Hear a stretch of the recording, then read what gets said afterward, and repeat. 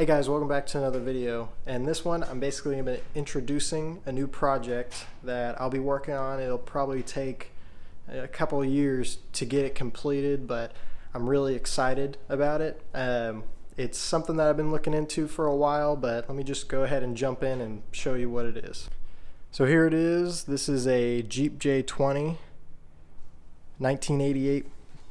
And it definitely needs some love, but I'm really excited. So I'm basically going to be going through here and trying to restore it best I can. But let me just kind of dive into, what's the good and what's the bad. So starting with the good, I mean, the main thing that I wanted to look for is the frame not being completely rust-free, but enough to where I felt confident that I could still box it if I needed to, and it would just hold strong. As of yet, I have not found rust. Obviously, built up debris, gunk is all over it, but as I go through it, I'm going to basically clean it up. The interior is fairly clean. I think it was pretty well taken care of, aside from, you see that rip right there in the dash cover. I can kind of go into what's going on there, but like I said, just this inside of the cab is really nice. I mean, I don't have much issues with this. Obviously, I'm going to probably pull the carpet, really maybe even pull like everything in here so I can get a nice coat over the metal just to make sure. It looks like somebody's already came back and did that, because you can see like this spot here used to be like a red inside the cabin, but they painted it black.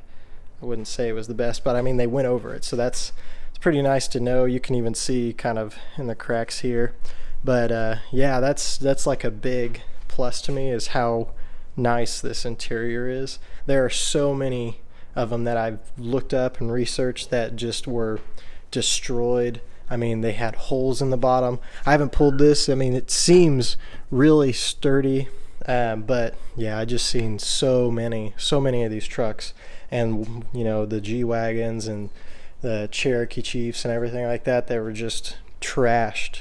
But this one seemed to be in like really good shape.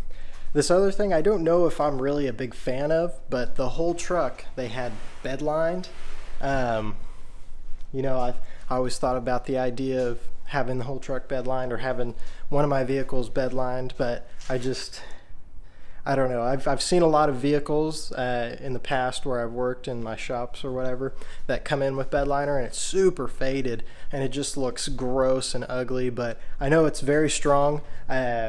If you put it on just your fenders, I think that's pretty practical too. It's really strong, way stronger than paint.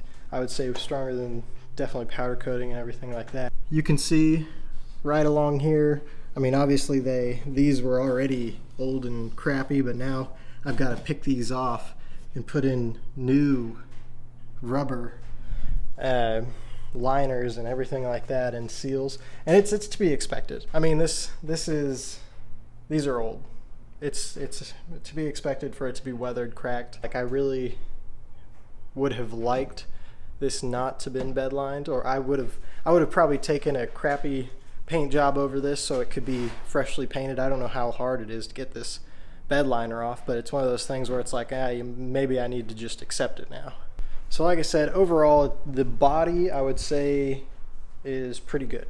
I haven't seen a lot of issues except the one that I'm about to show you. So right here, the worst of the damage just cratered in right here. So yeah, it's definitely gonna have to have some body work done. You can see just caved in, crinkled. That's probably the worst of it. It looks like they probably fixed this bumper, because you can see like right there, this piece of the bumper, it looks like it just slammed in there, demolished. I would say this is just one of the worst things that's on this truck, but it's something that I definitely feel is it can be fixed. I've seen this a lot too on these trucks, where people will put in these latches, and I mean, it still works and functions. And then, so yeah, I've got a lot of ideas. I don't know if I'll keep the tailgate as a tailgate, or if I'll turn it into kind of like a regular Jeep. where the door just swings open. In a sense, I also want to kind of keep it a truck. Truck has a tailgate, swings down, you could sit on it. I don't know, but something I'm going to be thinking about. So the other thing that I see as a plus is that this guy has been changed over to fuel injection. I know some people don't like that. They want to keep it original with the carburetor. But for me, I really like having that fuel injection. The only thing is I did have trouble with it coming home. It was about a 3-hour drive or so. It made the drive, but when I got home, next thing you know, it wouldn't start. Turned out the computer wasn't fully connected. I like this setup. I think it's a little bit more reliable. Hopefully easier to work on. I'm not sure yet. Like I said, it's just something I'm going to be diving into and find out. One thing I do want to mention is I don't know if I'm going to keep this engine. There's been ups and downs about me reading about this AMC 360, and you know, I've got people that say like, oh my gosh, this is the best, strongest, reliable engine, and then I've seen other people that are like, no, this thing's trash. And what I want to try and do is I want to try and keep this engine in here. I really do. I want to try and use it. I want to try and fix it up and make sure that, you know, it's original. I would love to do that. I would love to keep it that way, because that's just more value for it in my eyes. So moving on more towards the bad. I know that's we're gonna have a lot of bads in this, but you can see the light of the good as well. You know, looks like I've got a fuel leak. I know I've had it stored in here, and when I come in to check on it, and you know, I'm trying to do other fabrication work, I'll smell kind of like a fuel smell. Went under, looks like my filler line, the hose, it's garbage, it's cracked. And then I've also heard of the gas tanks, the original ones, cracking. Moving on, so like I said, I have to address that fuel problem. It might be one of the next things, you know, sooner than later. I want to deal with that and see what's going on. I'm a big fan of Creature Comforts. It does have, you know, everything you need for the AC, but so far I found out we got a leaking hose.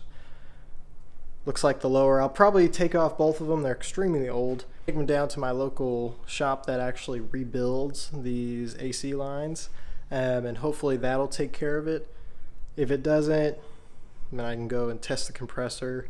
I can make sure we don't have a leak somewhere else. So the other thing, they did a heater core bypass. So there is absolutely no heat coming to it. Right now, it's winter time.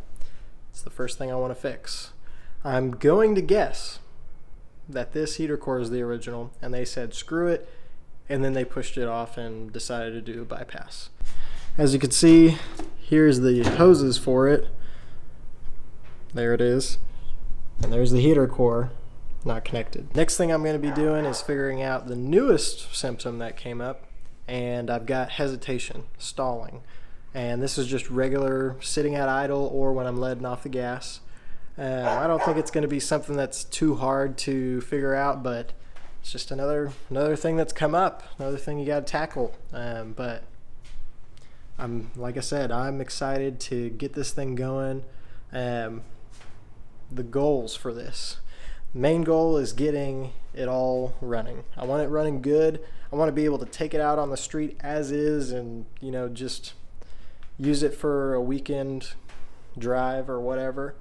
You know, that's the main goal. If I can, like I said, get this engine going well enough, and I don't decide, you know, I'm just gonna throw an LS in it or something, then it'll be great. Then I'm gonna basically go to the next step, which is making it my own. And by that I mean I'm gonna basically, what I do on this channel is fabricate stuff. I'm gonna immediately look into building stuff for it. I want to build bumpers, I want to build fenders, I want to build, you know, stuff for the suspension. That's something that I want to incorporate in this truck, and I want it to kind of show an image of my creativity. You know, that is the last thing I want to start doing. I might get eager and I may start on it sooner than that, but I want to try and hold off as long as I can to do something like that, because I want to make sure that this thing is good enough to run. If it doesn't run, it's not worth trying to put money into it like that.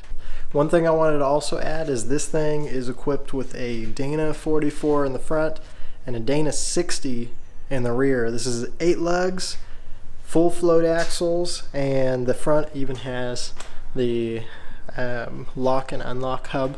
That is a big plus, I believe, in my book. There's so much that I want to do to this truck, and I will update you as soon as I get all that figured out. If you guys like this video, please like and subscribe. If you want to follow me on Instagram, I'm at Custom Addiction.